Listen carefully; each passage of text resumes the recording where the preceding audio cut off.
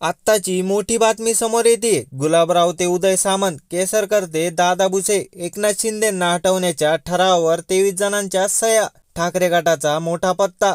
शिवसेना आमदार अपात्रता सुनावणी सुरू असून आज 2 सत्रांत सुनावणी पार पडणार आहे. पहिल्या सत्रातील सुनावणीत ठाकरे गटाचे वकील देवदत्त कामत यांनी शिंदे गटाचे आमदार दिलीप लांडे यांची साक्ष घेतली.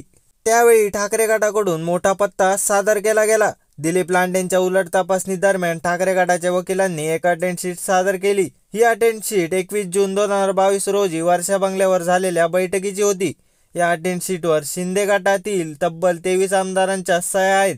महत्त्वाची बाब म्हणजे या बैठकीत एकनाथ शिंदे यांना गटनेत्या पदावरून हटवण्याबाबत प्रस्ताव मांडण्यात आला होता, ज्याला या आमदारांनी अनुमोदन दिलं होतं.